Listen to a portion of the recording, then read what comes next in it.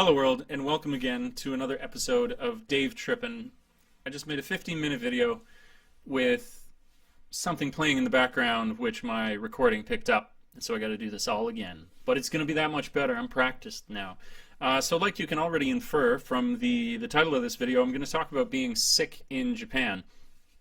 And this comes from a wonderful individual who's followed the channel for a while now. I'm going to touch on that at the end. New Type Destroyer was just asking about how do you handle being sick in Japan? Do you still go to work? Do you wear a mask? Do you call to school? Do you take a day off?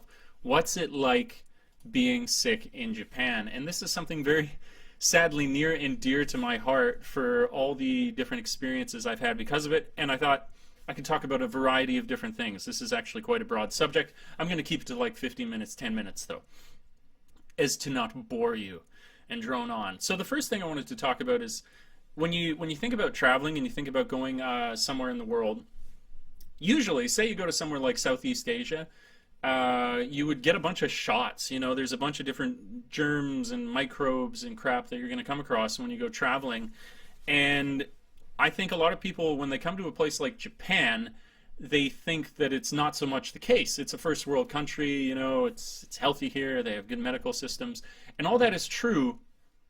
But what is similar to going just traveling anywhere that is not your home is that there are unique, call it, yeah, like I just said, like microbes, bacteria, everything. So when you come to Japan and you find yourself, you might find, like I have found, that you're a little more prone to getting ill, to having a few things come up just because it's totally different and your immune system doesn't have this lifetime of experience building up an immunity to it, which is pretty brutal. For example, when I was in Canada, not a hypochondriac, I don't go to the doctor that often, I'm rarely sick, I've never really had a problem with it. When I was here in my second year, I got strep throat 3 times, and if anybody watching this has had strep throat, they know what a son of a bitch that is to get. And I'm certain it's because of coming to a strange and unusual place where my immune system is not built up for it yet. So that's something to think about, and not to beat yourself up for if you come in here and like, oh, I'm getting sick all the time. Is that because I'm weak? I'm a weakling?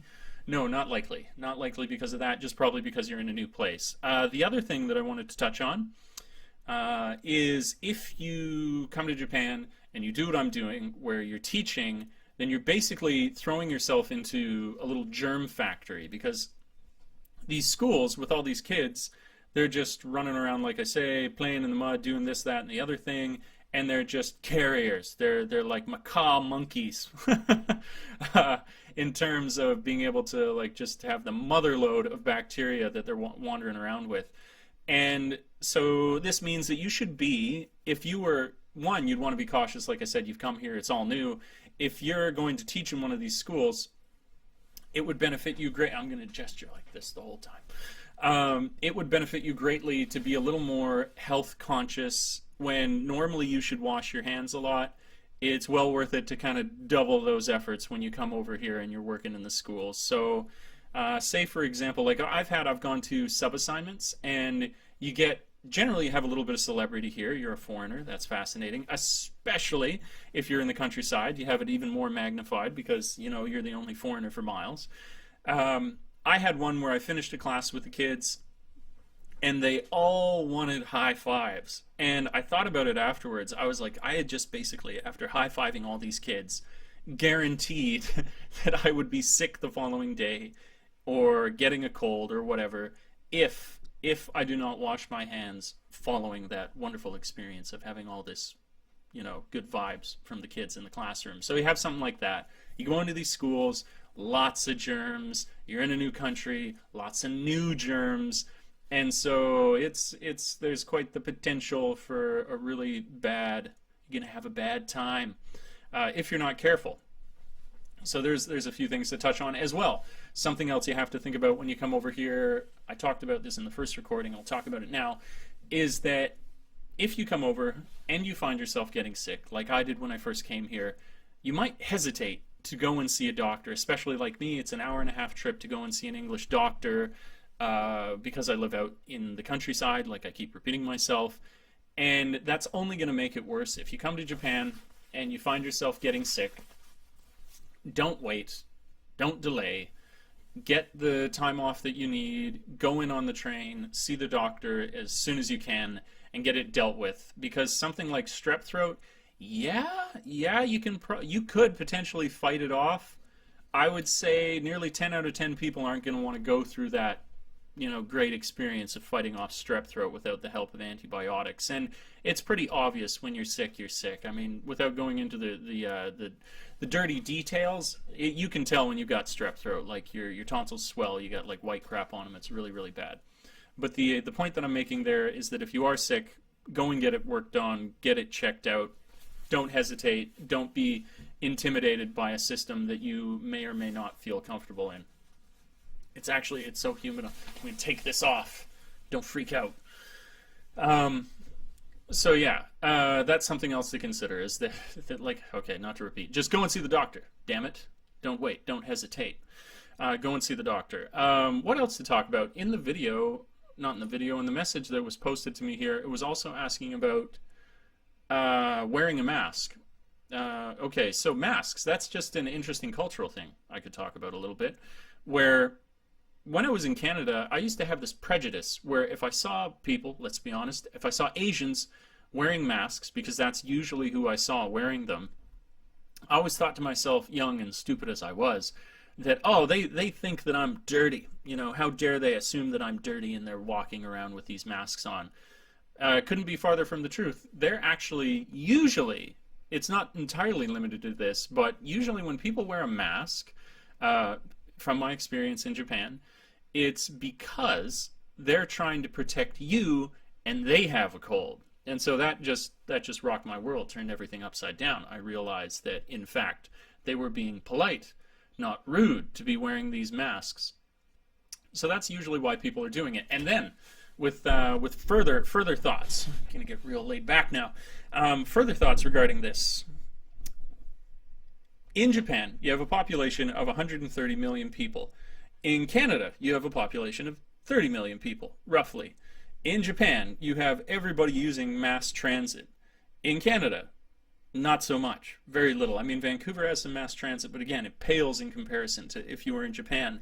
If you were on mass transit, and if you have the dense population which you do in Japan, it makes sense to kind of protect yourself a little bit more against germs and stuff like that. So, yes, people do actually wear the masks to prevent and protect themselves from germs. And now that I'm here, now that I see the dense population and the sort of impact that that can have on your health, I totally understand it, and I think it's entirely reasonable to do this kind of thing. I think that's I would do it too. If I were in a place more like Tokyo, I'd probably be wearing a mask more. If I was constantly, like I drive to work, if I was on public transit all the time, packed in with people, you better believe I'd be putting a mask on. So now I understand kind of both ends of the spectrum. It's a different, the demands of the culture require a sort of different behavior from you, and I can see that people transplant that culture when they now come to different countries.